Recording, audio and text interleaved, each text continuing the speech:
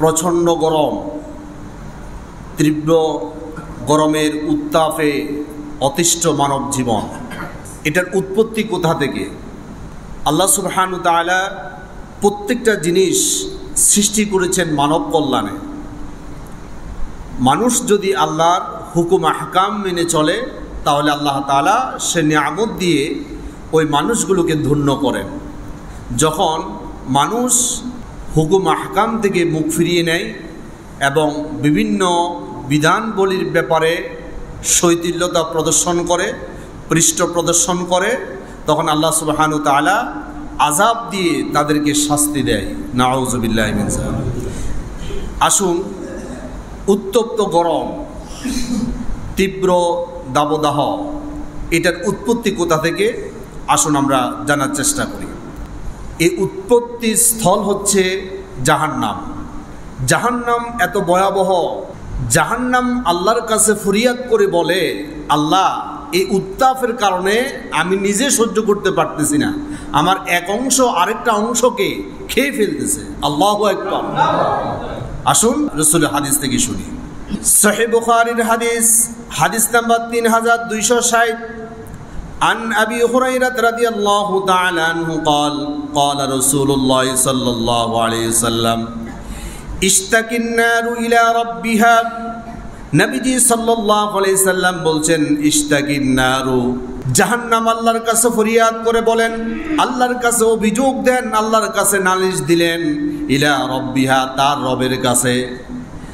আমাদের রবকে আর জাহান্নামের রবকে? জাহান্নাম তার রবের কাছে ফরিয়াদ জানাচ্ছে, অভিযোগ করে বলছেন, ফাকালাত, সে বলল, রব্বি আকালা বাদি বাদান, হে আমার রব, আমার একটা অংশ আরেকটা অংশকে জ্বালিয়ে পুড়িয়ে খেয়ে ফেলেছে। ফাআদিনা লাহা বিনাফাসাইনি, আল্লাহ সুবহানাহু ওয়া তাআলা তাকে দুইটা নিঃশ্বাস ফেলার জন্য অনুমতি দিলেন। তাহলে বুঝে যাচ্ছে জাহান্নামও নিঃশ্বাস ফেলতে পারে না যতক্ষণ আল্লাহ অনুমতি দেয় না। আল্লাহু আকবার। আল্লাহর প্রত্যেকটা সৃষ্টি আল্লাহর অবাধ্য চলে না, শুধু মানুষ ছাড়া। নবী করিম সাল্লাল্লাহু আলাইহি সাল্লাম বলছেন, ফাআদিনা লাহা বিনাফাসাইনি, আল্লাহ সুবহানাহু ওয়া তাআলা তাকে দুইটা নিঃশ্বাস ফেলার জন্য অনুমতি দিল। নাফাসিন ফি শিতাই, একটা নিঃশ্বাস ফেলবে শীতকালে, অনাফাসিন ফি সয়ফি, আরেকটা গ্রীষ্মকালে ফেলবে। নবী করিম সাল্লাল্লাহু আলাইহি সাল্লাম বলছেন, ফাশাদ্দু মা তাজিদুনা ফিল হাররি, যখন গরমের সময় তীব্র দাবদাহ ছড়ায় তখন ওই জাহান্নাম নিঃশ্বাস ফেলে, ওই নিঃশ্বাস ফেলার কারণে গরমের উত্তাপতা বেড়ে যায়। আল্লাহু আকবার। ওয়াশাদ্দু মা তাজিদুনা মিনাজ জামহারিরি, নবী করিম সাল্লাল্লাহু আলাইহি সাল্লাম বলছেন, যখন তোমরা শীতের তীব্রতা অনুভব করো তখনও জাহান্নাম তার নিঃশ্বাস ফেলে, এজন্য তোমরা শীতের তীব্রতা অনুভব করো। সুবহানাল্লাহ। জাহান্নাম আল্লাহর কাছে আরজ করে বলেন, আইবার তাআলা, আমার একটা অংশ আরেকটা অংশকে জ্বালিয়ে খেয়ে ফেলছে। আল্লাহ তাআলা বলছে, ঠিক আছে, এটাকে আমি সহনীয় করার জন্য তোমাকে অনুমতি দিলাম, তুমি নিঃশ্বাস ফেলো। দুইটা নিঃশ্বাস ফেলে, একটা হচ্ছে শীতকালে আর একটা হচ্ছে গরমকালে। শীতের তীব্রতা যখন বেড়ে যায়, গরমের উত্তাপ যখন বেড়ে যায়, তখন এই জাহান্নাম নিঃশ্বাস ফেলে। মানুষ যখন পাপে বেশি লিপ্ত হয়ে যায় তখন জাহান্নাম খেপে যায়। একটা হাদিসে এসছে, কিয়ামতের দিন আল্লাহ সুবহানাহু ওয়া তাআলার কাছে ফরিয়াদ করে বলবে, জাহান্নাম আমার কাছে মানুষদেরকে আরো দেন। দিতে দিতে দিতে দিতে সব জাহান্নামীকে দেওয়ার পরেও জাহান্নাম বলবে, আমার ক্ষুধা এখনো নিবারণ হয় নাই, আমি আরো চাই, আরো চাই। জাহান্নাম কি বলবে? আমি আরো চাই। সহিহ বুখারীতে এসেছে, আল্লাহ তাআলা সর্বশেষ তার উদর পূর্ণ করার জন্য আল্লাহ তাআলা নিজের পা ঢুকাই দিবেন জাহান্নামের ভিতরে। জাহান্নাম তখন বলবে, আল্লাহ যথেষ্ট, যথেষ্ট, আমার আর লাগবে না। অর্থাৎ পাপাচারীদেরকে খাওয়ার জন্য এত বেশি উদ্দীপ হয়ে থাকে জাহান্নাম, তার উদর পূর্ণ হয় না। তার মানে বোঝা যাচ্ছে মানুষের পাপাচার যখন বেড়ে যায় উত্তাপের দাবদাহটাও বেড়ে যাবে। মানুষের যে গায়ে জ্বর উঠে, জ্বর উঠার পরে গা কি গরম হয় না ঠান্ডা হয়? গরম হয়। নবী করিম সাল্লাল্লাহু আলাইহি সাল্লাম বলছে এই গরমটাও জাহান্নামের উত্তাপ থেকে আসে এবং এটার চিকিৎসার জন্য নবীজি সাল্লাল্লাহু আলাইহি সাল্লাম চিকিৎসা পদ্ধতি বাতলিয়ে দিচ্ছেন। যখন তোমাদের জ্বর হবে তোমরা তখন পানি দিয়ে তোমাদের শরীরটাকে ঠান্ডা করবে। সুবহানাল্লাহ। আসুন রাসূলের হাদিস থেকে শুনি। সহিহ বুখারীর হাদিস, হাদিস নাম্বার 3262। عن رافع بن خديج رضي الله تعالى عنه قال قال رسول الله صلى الله عليه وسلم الحمى من فور جهنم। জ্বরের উত্তাপটা আসে জাহান্নামের উত্তাপ থেকে। ফাবরিদুহা আনকুম বিল মাই। যখন তোমাদের গায়ের মধ্যে জ্বর উঠবে তখন তোমরা পানি দিয়ে এই জ্বরকে ঠান্ডা করে দিবে। সুবহানাল্লাহ। চিকিৎসা বিজ্ঞান এখন বলছে যখন মানুষের গায়ের মধ্যে টেম্পারেচার বেড়ে যাবে তখন জলপট্টি দিয়ে, জলপট্টি বুঝি তো আমরা, জলপট্টি দিয়ে কি করবে? এই উত্তাপকে নিয়ন্ত্রণ করবে। অর্থাৎ টেম্পারেচার যখন সীমা অতিক্রম করবে তখন এটাকে যদি আপনি নিয়ন্ত্রণ করতে পারেন তাহলে আপনাকে বেশি একটা কাবু করতে পারবে না। আর যদি আপনি এটাকে প্রশ্রয় দেন, এটাকে যদি আপনি নিয়ন্ত্রণ করতে ব্যর্থ হন তাহলে আপনার শিরা উপশিরার ভিতরে রোগ প্রতিরোধের যত ক্ষমতা আছে এটাকে নষ্ট করে দেয়।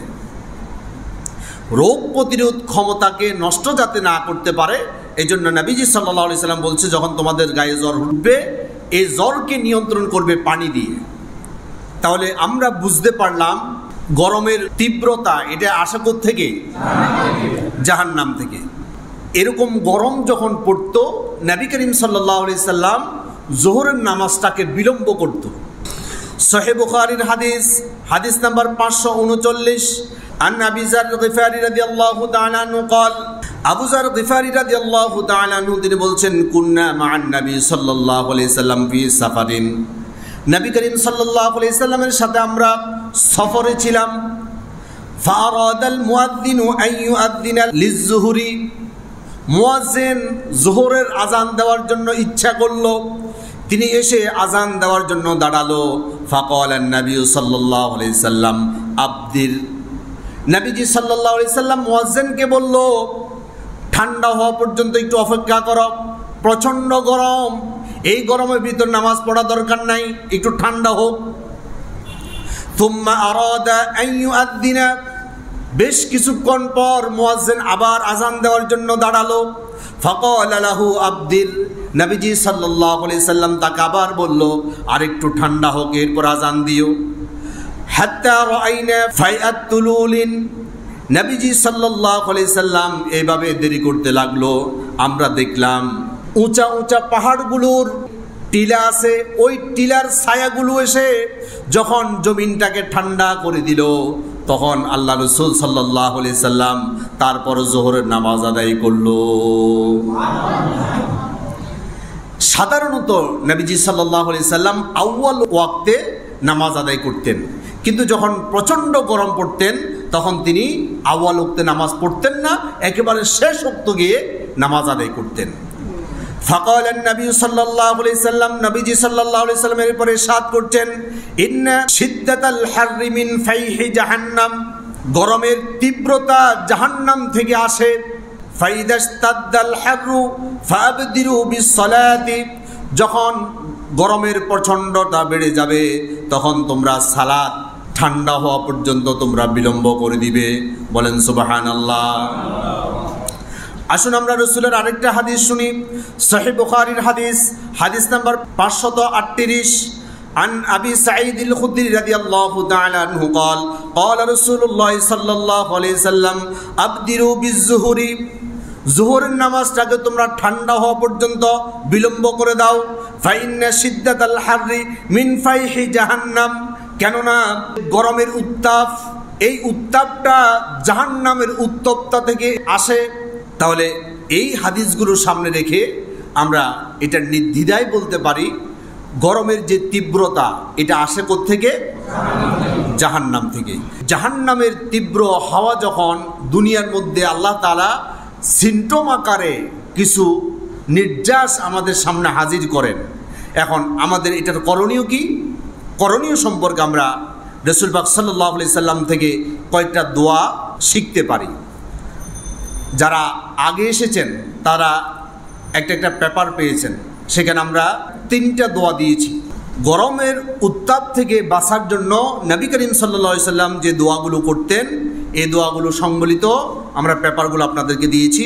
যারা আগে এসেছেন তারা পেয়েছেন, যারা পরে এসেছেন হয়তো তারা পান নাই। তো আমি তারপরও এই হাদিসগুলো আপনাদেরকে একটু শোনানোর ইচ্ছা পোষণ করেছি। আসুন আমরা হাদিসগুলো জানার চেষ্টা করি। সুনানে আবু দাউদ শরীফের হাদিস, হাদিস নাম্বার 1545, 1545 নম্বর হাদিস। আন ইবনে উমর রাদিয়াল্লাহু তাআলা আনহু قال كان من دعاء رسول الله صلى الله عليه وسلم, নবী করিম সাল্লাল্লাহু আলাইহি সাল্লাম এই দোয়াগুলো বেশি বেশি পড়তেন। অর্থাৎ যখন গরমের তীব্রতা বেড়ে যেত, জাহান্নাম থেকে যখন উত্তাপ আর তীব্র দাবদাহটা আল্লাহ সুবহানাহু ওয়া তাআলা পৃথিবীর মধ্যে হাজির করে দিতেন, আল্লাহ রাসূল সাল্লাল্লাহু আলাইহি সাল্লাম আল্লাহর কাছে এই দোয়াগুলো বেশি বেশি পড়তেন।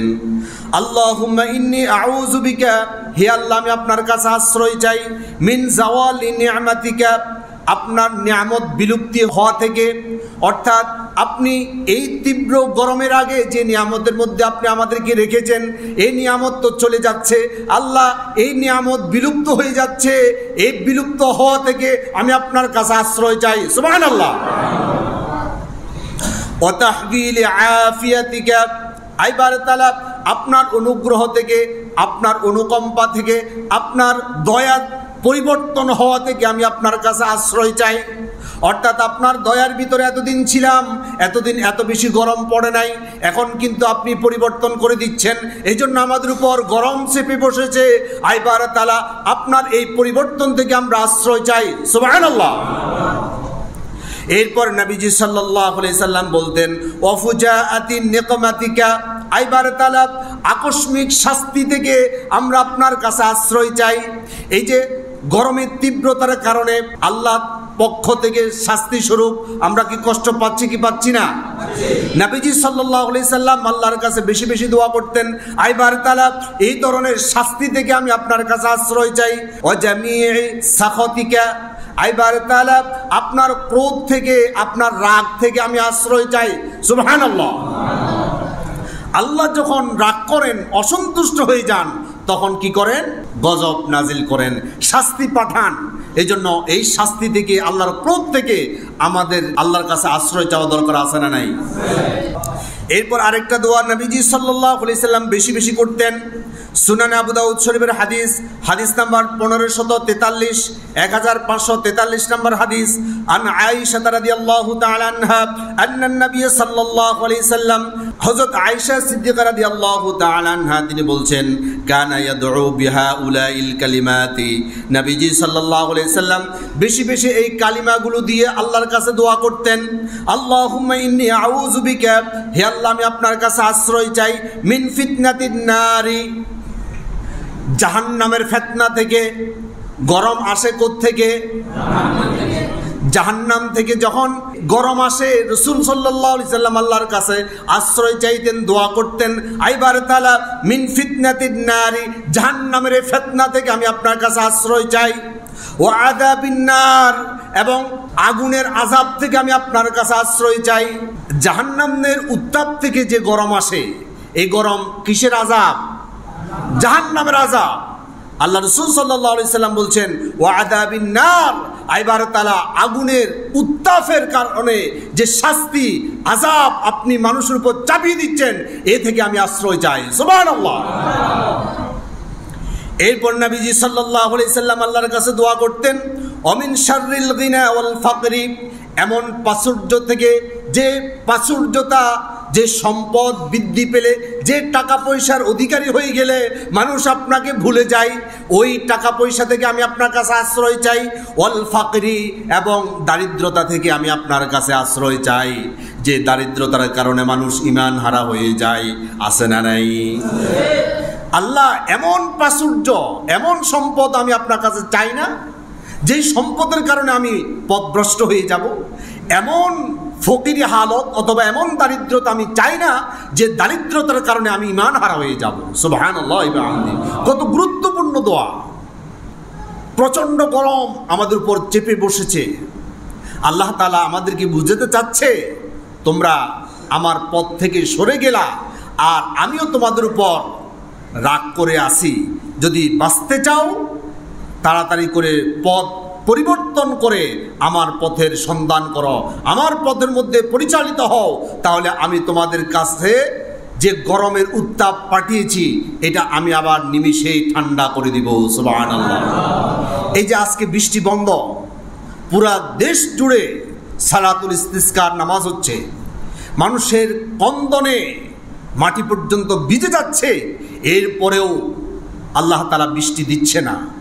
বৃষ্টি দেওয়ার জন্য আল্লাহ তাআলা একটা শর্ত দিয়েছেন। কয়টা শর্ত? আসুন আল্লাহ কোরআন থেকে আমরা শুনি। কোরআন মাজিদের ৭১ নম্বর সূরা নূহের 10 এবং 11 নম্বর আয়াত আল্লাহ তাআলা বলছেন, ইস্তাগফিরু রাব্বাকুম ইন্নাহু কানা গফফারা। ইস্তাগফিরু রাব্বাকুম, ইস্তিগফার করো, ক্ষমা চাও, আল্লাহর কাছে সরি বলো। ইস্তাগফিরু রাব্বাকুম, তোমরা ইস্তিগফার করো তোমাদের রবের কাছে। তোমরা যে অপরাধ করে আসো, অপরাধ তো করেছ, আবার কি হাসি ঠাট্টা, কি ধরনের বেপরোয়াতা! খবরদার, আল্লাহ তাআলা এই ধরনের কিছু শাস্তি দিয়ে, কিছু সিম্পটম দিয়ে আমাদের পথ পরিবর্তনের নির্দেশিকা দিতে চায়। সুবহানাল্লাহ। আল্লাহ তাআলা বলছেন, ইস্তাগফিরু রাব্বাকুম, তোমরা আল্লাহর কাছে ইস্তিগফার করো, ইন্নাহু কানা গফফারা, নিঃসন্দেহে তিনি পরম ক্ষমাশীল। এরপর আল্লাহ তাআলা কি বলছে শুনুন।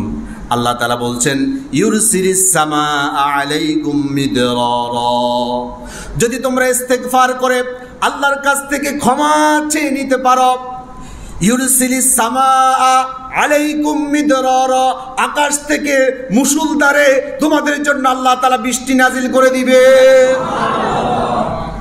বৃষ্টির জন্য সবচাইতে করণীয় হচ্ছে আল্লাহর কাছে বেশি বেশি করে সরি বলা, আল্লাহর কাছে বেশি বেশি ক্ষমা চাওয়া, ইস্তিগফার পড়া। আল্লাহ তাআলা তৌফিক দিক, আমরা বলি আমিন। প্রচণ্ড গরমের ভিতরে আমরা কিছু ইবাদত করতে পারি, যেমন মানুষদেরকে পানি পান করানো।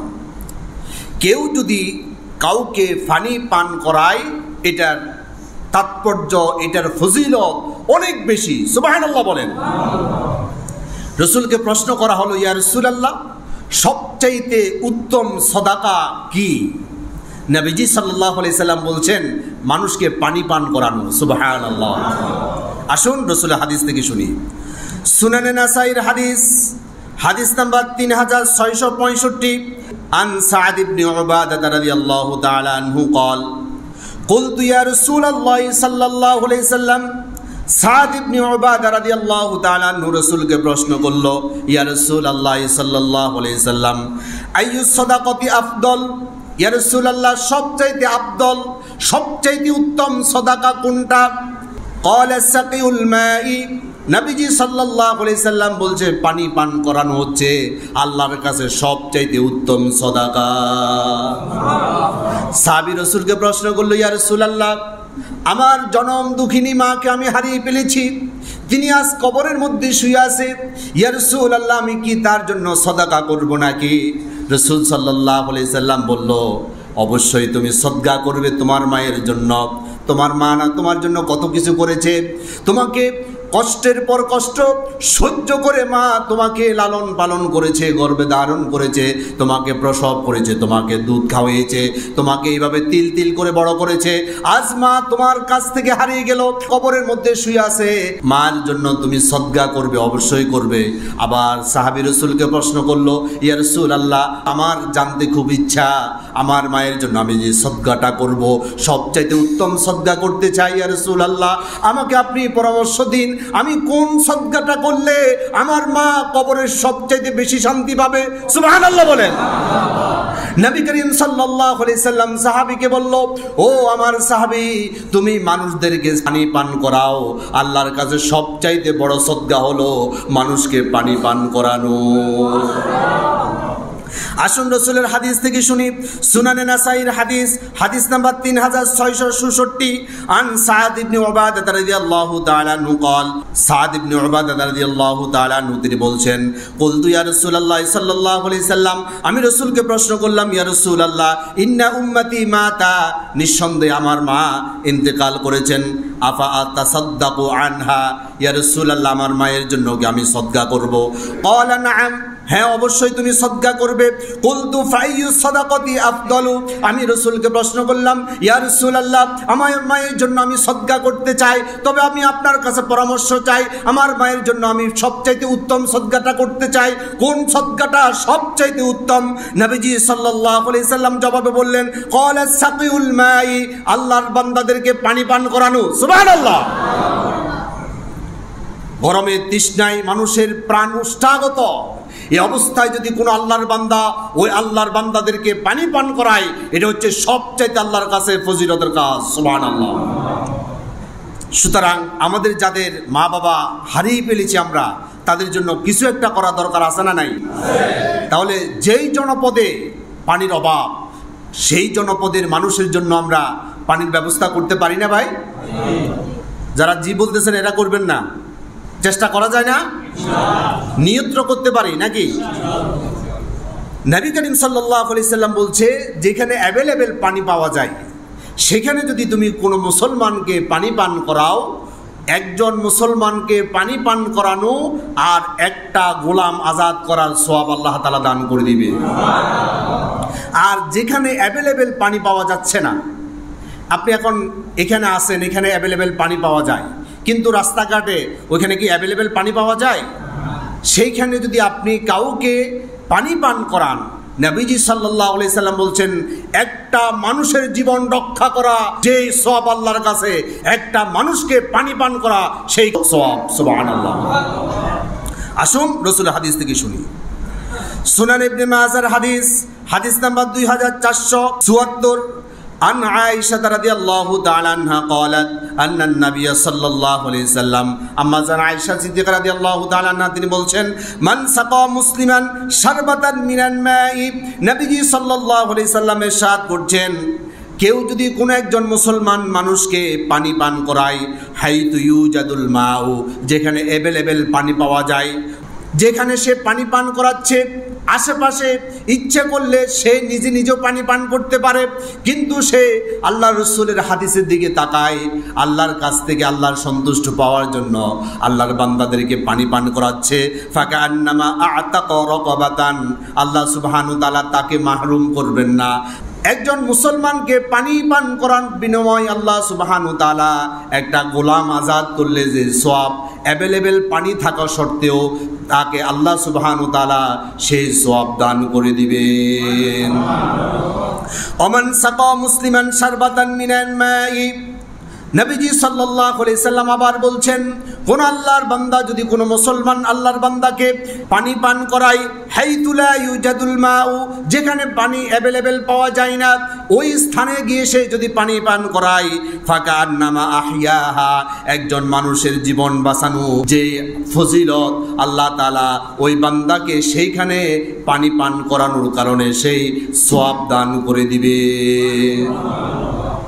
আল্লাহ তাআলা কোরআন মাজিদে বলছেন, একজন আল্লাহর বান্দাকে জীবন বাঁচিয়ে দেওয়া গোটা পৃথিবীর সমস্ত মানুষকে জীবন বাঁচানোর এক বরাবর। সুবহানাল্লাহ। একজন মানুষের জীবন বাঁচালেন, শুধু একজন মানুষের জীবন বাঁচানোর সওয়াব আল্লাহ তাআলা দান করবেন না, কোটি কোটি মানুষ যারা পৃথিবীর মধ্যে রয়েছে, এই গোটা পৃথিবীর সমগ্র মানবতাকে বাঁচিয়ে দিলে যে সওয়াব, একজন আল্লাহর বান্দাকে বাঁচালে সেই সওয়াব আল্লাহ তাআলা দান করবে। সুবহানাল্লাহ। তাহলে এই হাদিসের মধ্যে নবীজি সাল্লাল্লাহু আলাইহি সাল্লাম বলছেন, ফাকান্নামা আহইয়াহা, আল্লাহর একজন বান্দাকে কেউ যদি পানি পান করায় ওই স্থানে, যে স্থানে পানি অ্যাভেলেবেল পাওয়া যায় না, তাহলে আল্লাহ তাআলা একজন মানুষের জীবন বাঁচানোর সওয়াব আল্লাহ তাআলা তাকে নগদে দিয়ে দিবে। যারা সুবহানাল্লাহ বললেন না, এরা কি কথা বুঝেন না? সুবহানাল্লাহর ক্ষেত্রে যদি এত কার্পণ্য করেন, আপনাদের কাছ থেকে তো বেশি একটা আশা করা যায় না। যেখানে পানি পাওয়া যায় না সেখানে যাই পানি পান করাবেন। যে বেড়া কিপটামি করে সুবহানাল্লাহ কয় না, এ কি পানি দিব? যে কিপটা এ বুঝি পানি দিব? আবার সুবহানাল্লাহ যার গাল দিবে আইরো না, এর পকেট থেকে টাকা বাইরেব। আল্লাহ হেদায়েত করুক, আমরা বলি আমিন। শুধু মানুষকে নয়,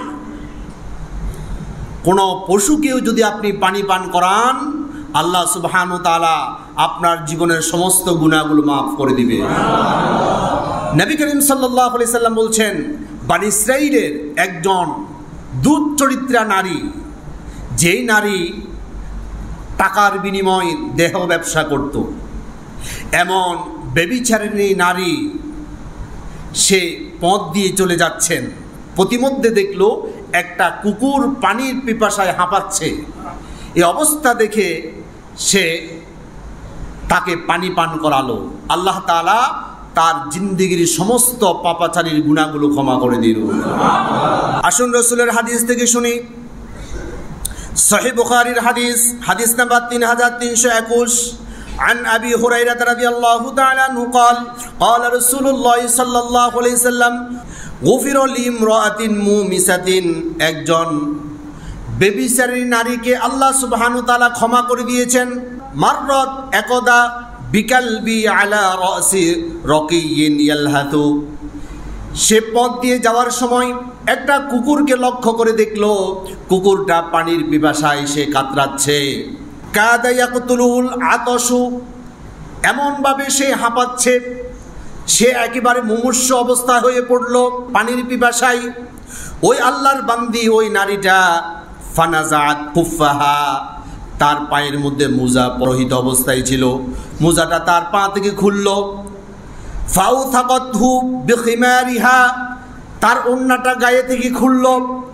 ওড়নাটা খুলে ওই মোজাটাকে ওড়নার সাথে পেঁচিয়ে কূপের মধ্যে ওই ওড়নাটা ফেলে এরপর মোজা ভর্তি করে পানি উত্তোলন করল।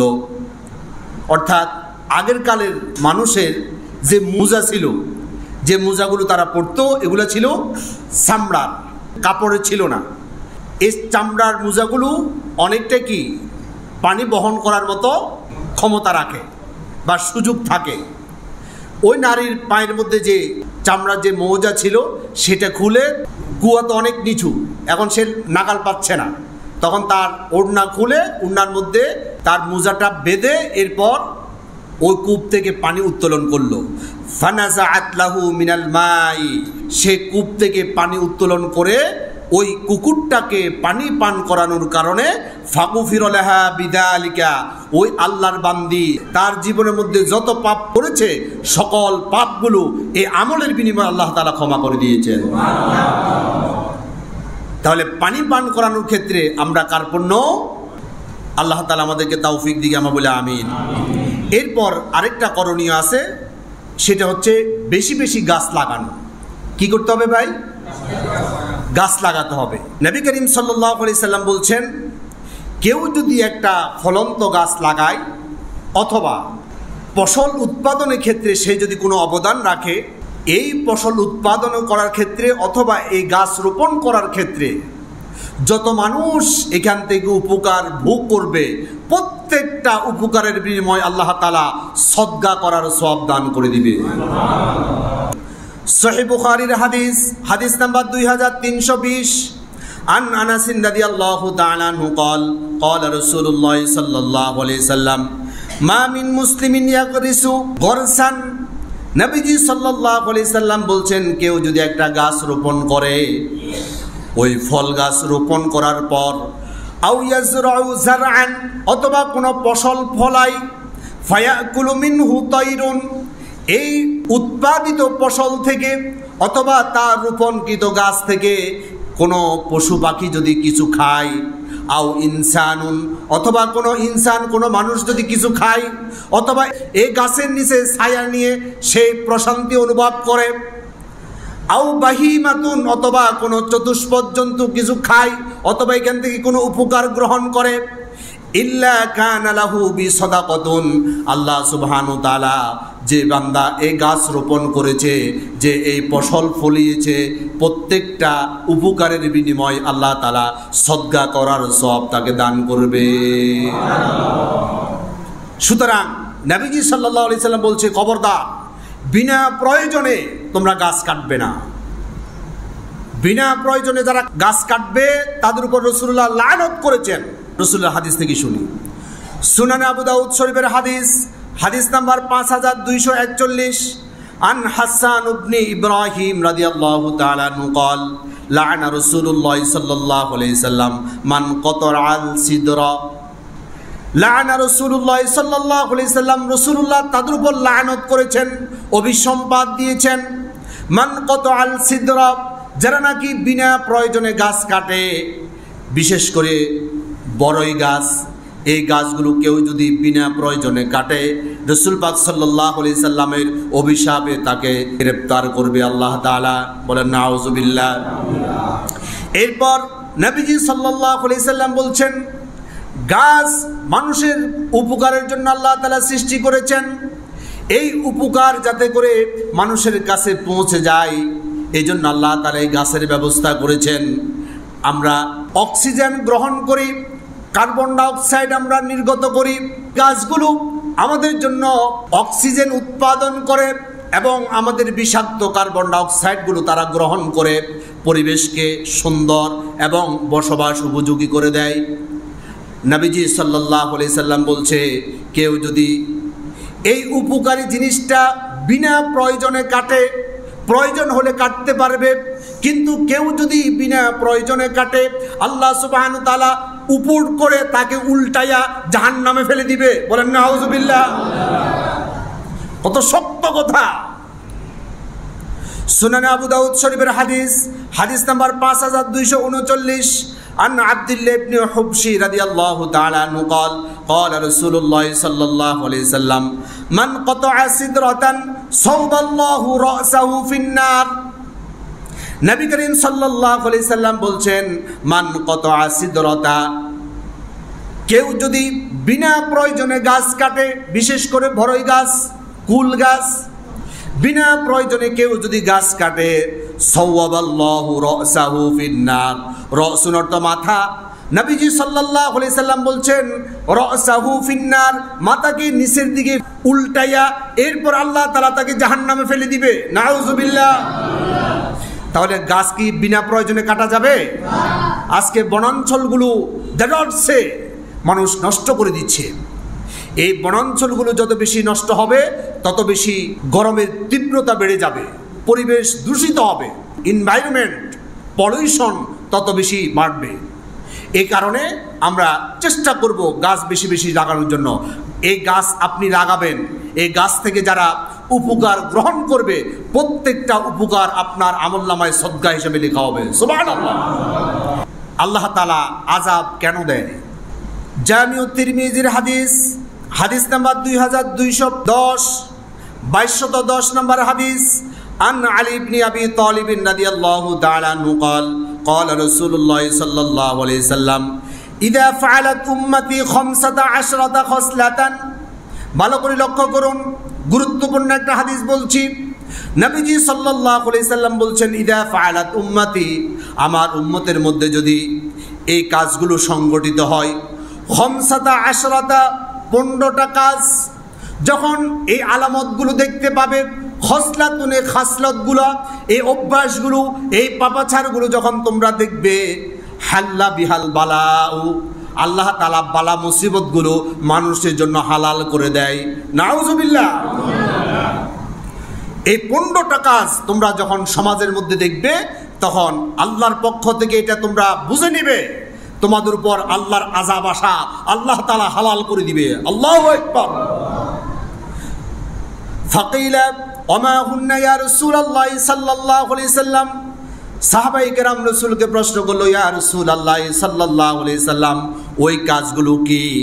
রাসূলুল্লাহ এবার জবাব দিচ্ছেন, ইদা কানাল মাগনামু দুলান, সরকারি মালগুলো যখন মানুষের নিজের সম্পদ মনে করবে, সরকারি মালগুলো যখন নিজের সম্পদ মনে করে আত্মসাৎ করবে, তখন বুঝে নিবে আল্লাহর পক্ষ থেকে আযাব আসা, আল্লাহ তাআলা হালাল করে দিবে। আল্লাহু আকবার।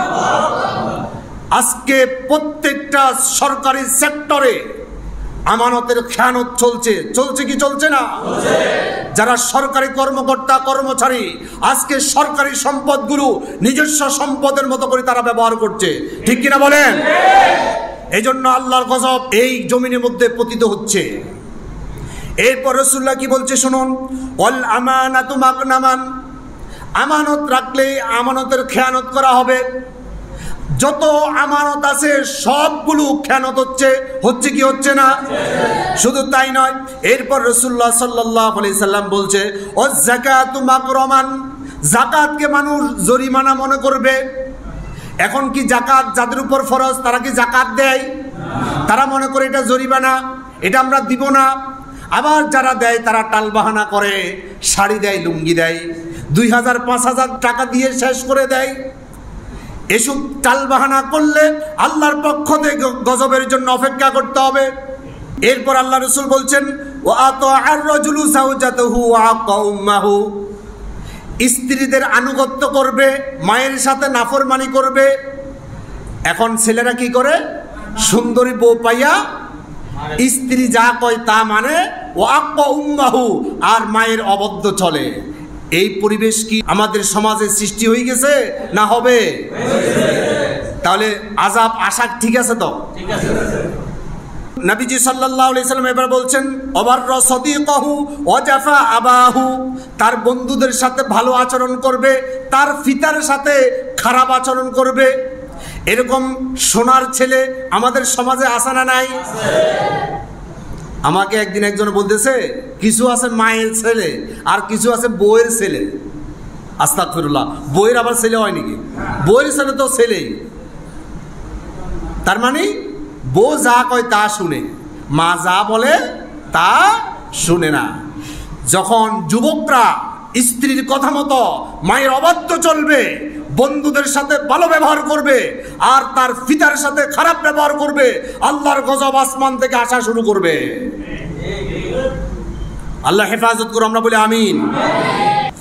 এরপর নবীজি সাল্লাল্লাহু আলাইহি সাল্লাম বলছেন, ওয়ারতাফাআতিল আসওয়াতু ফিল মাসাজিদি, মসজিদগুলোর মধ্যে হট্টগোল বেড়ে যাবে, বড় বড় আওয়াজে কথা বলবে।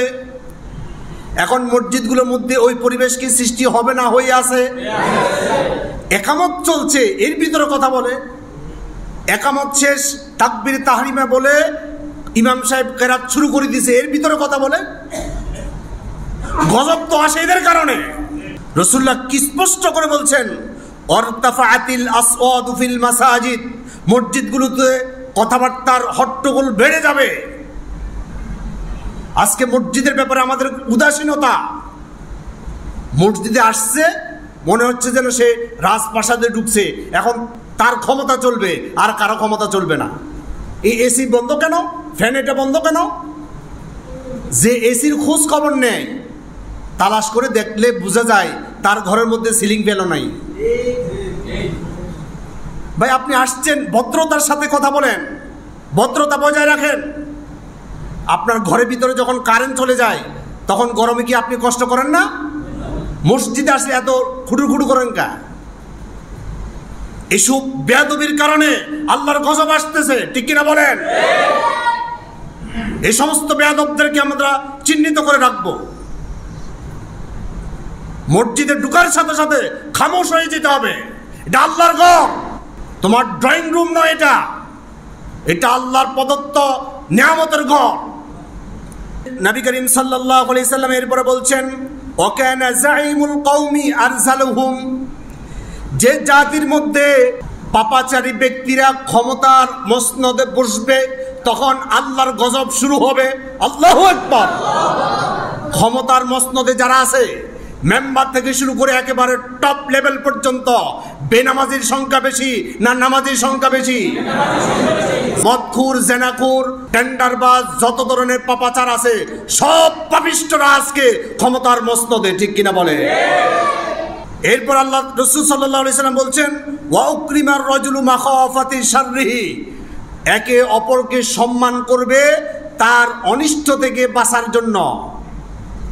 কমিশনারকে সালাম দেয়, কেন দেয়? যাতে করে সে তার ক্ষতি না করে। মেম্বারকে সালাম দেয়, চেয়ারম্যানকে সালাম দেয়, এই জন্য দেয় অন্তত সে যাতে আমার ক্ষতি না করে। সেই পরিবেশ কি আসবে না এসে গেছে? রাসূলুল্লাহ বলছেন হাল্লা বিল বালাউ, বলা মুসিবত তখন আল্লাহ তাআলা হালাল করে দিবে। এরপর নবীজি সাল্লাল্লাহু আলাইহি সাল্লাম বলছেন অশুরিবাতিল খুমুরু, মদ পান বেড়ে যাবে। আমরা দেখতে পাচ্ছি সোশ্যাল মিডিয়ার কল্যাণে নায়িকারা, গায়িকারা তারা প্রকাশ্যে দিবালোকে মদ পান করে, মদ খায়া মাতলামি করতে গিয়ে আরেকজনকে খুন করার মতো উদ্যত হয়ে পড়ে। এরকম হচ্ছে কি হচ্ছে না? একটা মহিলা, একটা নায়িকা, সে যদি মদ পান করে মাতলামি করে প্রকাশ্যে, এই দেশ কোথায়? এরপর নবীজি সাল্লাল্লাহু আলাইহি সাল্লাম বলছেন অত্তাখিদাতিল কাইনাতুল মাআজিফু, বাদ্যযন্ত্র বাজানো বেড়ে যাবে, গান বাজনা হবে, নাচ হবে, গান হবে, নর্তকীরা নাচবে, গায়িকারা গাইবে। কিছু মানুষ এটাকে প্রমোট করবে এবং এটা থেকে তারা আনন্দ উপভোগ করবে। এই দৃশ্য যখন তোমরা সমাজের মধ্যে দেখবে, আল্লাহর গজব তোমাদের জন্য হালাল হয়ে যাবে। এখন কি সেই পরিবেশ আসবে না এসে গেছে? এখন তো বিয়ে শাদীতে গান বাজনা না হইলে প্র্যাকটিস টিকে না। যারা গান বাজনা সমাজের মধ্যে প্রতিষ্ঠিত করতে চায়, ইনিয়ে বিনিয়ে তারা এর পক্ষ অবলম্বন করে। বুঝতে হবে এটাই হচ্ছে আল্লাহর এই জমিনে গজব আসার সবচেয়ে বড় কারণ। এই যে বিয়ে শাদীর মধ্যে গান বাজনা হচ্ছে, অনুষ্ঠানগুলোতে গান বাজনা হচ্ছে, এর ফলে আল্লাহর গজব বাড়তেছে। দেখবেন যে বিয়েতে গান বাজনা হবে, আপনি লিখিত নেন ওই দাম্পত্য জীবনের মধ্যে সুখ হবে না। আপনি চান আপনার সন্তানটা, তার বৈবাহিক জীবনটা সুন্দর হোক এবং তার ভবিষ্যৎ জীবন সুখে শান্তিতে কাটুক, তাহলে খবরদার গান বাজনার মতো এই কঠিন বেয়াদবি করবেন না। আল্লাহ তাআলা বুঝার তৌফিক দিক আমরা বলে আমিন। ওয়ালা'না আখিরু হাদিহি উম্মতি আউওয়ালাহা, শেষ জামানায় এসে আগের জামানার মানুষগুলোকে তারা লানত করবে, অভিশাপ দিবে। এখন এসে আমরা দেখতেছি অনেক আল্লাহর বান্দারা বলে আবু হানিফা রাহমাতুল্লাহ আলাইহি কি জানতো? আস্তাগফিরুল্লাহ বলেন। পরে এসে আগের গুলোকে কি করবে? লানত করবে। এখন আমরা যা বলি এটাই সঠিক।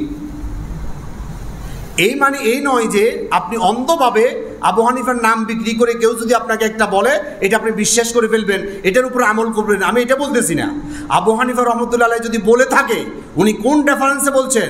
অবশ্যই তিনি বিনা রেফারেন্সে, বিনা দলিলে কোনো কথা বলেন নাই।